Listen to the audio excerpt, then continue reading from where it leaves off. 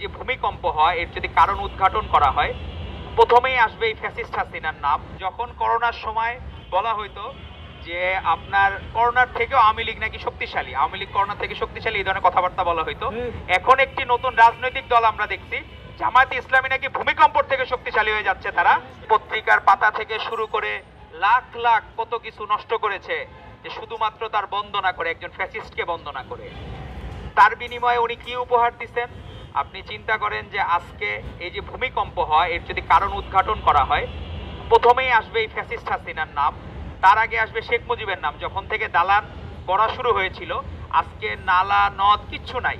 আমরা যখন, আপনারাও যখন, সাংবাদিক বন্ধুরাও যখন এখানে দেখতেন যে এই জায়গায় নদী নালা খাল সব ভরাট করে ফেলেছে। হাসিনা শুধু স্বৈরাচার তন্ত্রই উপহার দেয় নাই, সে বাংলাদেশকে উপহার, মানে এটা কার্স বলা যায়, অভিশাপ। এই ভূমিকম্পের অভিশাপও হাসিনার অবদান ছিল। আজকে অনেকগুলো আমরা রাজনৈতিক দল দেখি, যখন করোনার সময় বলা হইতো যে আপনার করোনার থেকেও আওয়ামী লীগ নাকি শক্তিশালী, আওয়ামী লীগ করোনা থেকে শক্তিশালী, এই ধরনের কথাবার্তা বলা হইতো। এখন একটি নতুন রাজনৈতিক দল আমরা দেখছি, জামায়াতে ইসলামী নাকি ভূমিকম্পর থেকে শক্তিশালী হয়ে যাচ্ছে। তারা এই জায়গায় আমরা আসলে কি, এগুলো আমাদেরকে মর্মাহত করে। অবশ্য তাদের কাছ থেকে এটা প্রত্যাশিত, যারা প্রভাষকের জায়গায় অধ্যাপক নাম লাগায়, যারা স্কুলে ভর্তি হয়ে তারা নাকি অধ্যাপক হয়ে যায়, তো এইরকম ব্যক্তিবর্গের কাছে এটা প্রত্যাশিত। তারা তো একবারও বলল না যে এই ভূমিকম্পের জন্য দায়ী হচ্ছে এই হাসিনার রেজিমই দায়ী, কারণ তারা সকল নদী নালা খাল ভরাট করে দিয়ে বাংলাদেশে যে এখনো আমরা নিরাপত্তা, ছোট ছোট কোমলমতি বাচ্চারা 10 জন, এর মধ্যে 2 জন শিশু আছে মারা গেছে, তো এদের দায়ভার কে নিবে? এই সকল দায়ভারও এই ফ্যাসিস্ট হাসিনাকে নিতে হবে, ফ্যাসিস্ট লীগকে নিতে হবে, এবং তাদের বিচার, প্রত্যেকে যারা এর সাথে জড়িত ছিল তাদেরকে বিচারের আওতায় নিতে হবে। আর আপনি দেখবেন যে তারই বিপরীতে শেখ হাসিনা তার জন্মদিন উপলক্ষে সাংবাদিকদেরকে, সম্পাদকদেরকে, বিভিন্ন পত্রিকার মিডিয়ার তাদেরকে প্রেশারাইজ করত, আমার জন্মদিনে কে কত বন্দনা করতে পারবা তারে তত পুরস্কার দেওয়া হবে। আর তার বিপরীতে ভারপ্রাপ্ত চেয়ারম্যান জনাব তারেক রহমান, উনি বলেছেন আমার জন্মদিনে কোনো কেক কাটা যাবে না, কোনো ব্যানার টানানো যাবে না, পোস্টারিং করানো যাবে না, আর যদি তোমাদের কিছু করতে ইচ্ছে হয় তোমরা মাদ্রাসায় দান খয়রাত করো, তোমরা কোমলমতি শিশুদের, বাচ্চাদের যারা নিপীড়িত এদের পাশে দাঁড়াও। তো এই উদ্যোগটা কেমন হয়েছে আপনারা সবাই বলেন? ভালো হয়েছে। এজন্যই উনি এখন বিশ্ব নেতা, এজন্যই বাকিরা অনেকে ঈর্ষান্বিত হয়। নতুন যারা রাজনৈতিক দলের আমাদের ভাই বোনেরা, তারা মনে হয় অনেক অতীত ভুলে গেছেন। আজকে বেগম খালেদা জিয়া নারী শিক্ষার প্রসারের জন্য যে কাজ করেছেন, আজকে অসংখ্য মা বোন, এই জেনারেশন, তার আগের 2-3 জেনারেশন আগে, শুধুমাত্র বেগম খালেদা জিয়ার জন্য উনি প্রাইমারি থেকে শুরু করে ইন্টারমিডিয়েট পর্যন্ত বিনা শিক্ষায় যে চালু করেছিলেন, তার কারণেই কিন্তু এরা শিক্ষা গ্রহণ করতে পেরেছে এবং আমরা শিক্ষিত মা পেয়েছি। আমার মাও যে শিক্ষা গ্রহণ করেছেন, আমার যারা এখানে যারা আছেন বেশিরভাগ মায়েরা শিক্ষা গ্রহণ করেছেন, এর পেছনে অবদান ছিল বেগম খালেদা জিয়া। এবং তারও আগে শহীদ রাষ্ট্রপতি জিয়াউর রহমান বীরুত্তম, বাংলাদেশের তো খেলাধুলো ওইভাবে পরিচিত ছিল না, উনি সেই সময় মোহাম্মদ আলী বক্সিং এর ক্রেজ ছিল, ওনাকে নিয়ে এসেছিলেন। তো আমরা আশা করব আমাদের ভারপ্রাপ্ত চেয়ারম্যান জনাব তারেক রহমান দেশে আসলে, আপনারা এই যে এখন যাদেরকে দেখেন এই বিদেশি শিল্পী আনা, এগুলো বন্ধ হয়ে গেছে।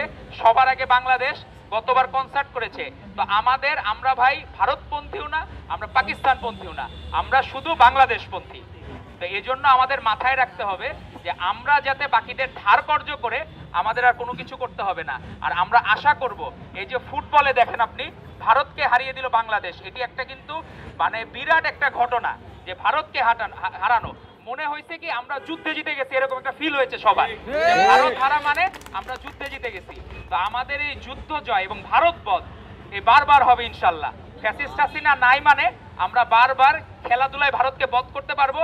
এবং আপনি দেখেন যে ভারতীয় পণ্য এগুলোর কিন্তু কোয়ালিটি অত ভালো না, কিন্তু এক সময় কি এই হাসিনা এই ভারতীয় পণ্য আমাদের উপর চাপিয়ে দিত। আপনি মিরপুর বেনারসি পল্লীতে যান, দেখবেন আমি ছোট্টবেলায় যখন মায়ের সাথে যাইতাম, ওই বেনারসি পল্লীর বেশিরভাগ শাড়ি দেখতাম যে ইন্ডিয়া থেকে আনা। কিন্তু আপনারা কি বিশ্বাস করেন বাংলাদেশের জামদানি এখনো ওয়ার্ল্ডের ওয়ান অফ দি বেস্ট? তো বাংলাদেশের জামদানিকে আমরা প্রমোট করতে পারি না। তো আমরা চাবো এই যে আজকে যে উদ্যোগ নিয়েছে শহীদ সোহরাওয়ার্দী মেডিকেল কলেজ ছাত্র জেলা এই ক্রিকেট ব্যাট, এই ব্যাটটাও কিন্তু বাংলাদেশে তৈরি। তো আমরা বাংলাদেশকে প্রমোট করার জন্য, বাংলাদেশি পণ্যকে প্রমোট করাই হোক আমাদের মূল মন্ত্র। আমাদের ভারপ্রাপ্ত চেয়ারম্যান যেটি বলেছেন সবার আগে বাংলাদেশ, তো সেটি আমাদের মনে রাখতে হবে যে আমাদের এই তরুণ ভাই বোনরাও তারা নিজেরা, আমরা কোন দেশে বাস করি ভাইয়া? তোমরা বাংলাদেশ। তাহলে আমাদের নেতা তোমাদের তারেক আঙ্কেল কি বলছেন যে সবার আগে বাংলাদেশ। তো আমরা ভবিষ্যৎ প্রজন্ম যাতে জানতে পারে যে সবার আগে বাংলাদেশ, এবং এই বাংলাদেশকে ধারণ করে শহীদ রাষ্ট্রপতি জিয়াউর রহমান বীরুত্তম যখন উই রিভল্ট বলেছিলেন, তখন শেখ মুজিব কিন্তু খাজিনাদের ঘোষণা দেন নাই, উনি পলায়ন করতে চেয়েছিলেন, কিন্তু ঠিকই কিন্তু বীরের ভূমিকায় ছিলেন শহীদ রাষ্ট্রপতি জিয়াউর রহমান বীরুত্তম। আর গত বছরে 24-এর গণ অভ্যুত্থানের 5ই আগস্ট আমাদের নেতা তারেক রহমান কি বলেছেন, যদি বিজয়ের হাতে পরাজিতরা নিরাপদ থাকে তাহলে সেই বিজয় মহিমান্বিত হয়। আওয়ামী লীগ নিজেরা ফ্যাসিস্ট লীগ বলেছিল, যদি আওয়ামী লীগ চলে যায় তাহলে লাখ লাখ লোক মারা যাবে। একটা লোক মারা গেছে? মারা যায় নাই। কেন মারা যায় নাই? এই তারেক রহমানের দৃঢ় নেতৃত্বের জন্য। তো আমরা যে শ্রদ্ধার ব্যক্তি, বাংলাদেশের সকল মানুষ তাকে শ্রদ্ধা করে, আশা করব অপরাপর সংগঠনগুলাও তাকে শ্রদ্ধা করবেন। আর আজকে যে আমাদের অনাড়ম্বরপূর্ণ আয়োজনের অংশ হিসাবে ভারপ্রাপ্ত চেয়ারম্যানের 61তম জন্মদিন উপলক্ষে 61টি ক্রিকেট ব্যাট এবং বল উপহার দিচ্ছে, এজন্য শহীদ সোহরাওয়ার্দী মেডিকেল কলেজ ছাত্রদলকে আমরা ধন্যবাদ জানাই। এবং আমরা ভবিষ্যতে আশা করব ছাত্রদল নেতৃবৃন্দ তাদের ভালো কাজ অব্যাহত রাখবে। এই বলে আমি আমার সংক্ষিপ্ত বক্তব্য শেষ করছি। বাংলাদেশ জিন্দাবাদ, শহীদ রাষ্ট্রপতি জিয়াউর রহমান বীরুত্তম অমর হোক, আপসহীন দেশনেত্রী বেগম খালেদা জিয়া জিন্দাবাদ, আগামীর রাষ্ট্রনায়ক, আগামীর প্রধানমন্ত্রী ভারপ্রাপ্ত চেয়ারম্যান জনাব তারেক রহমান জিন্দাবাদ।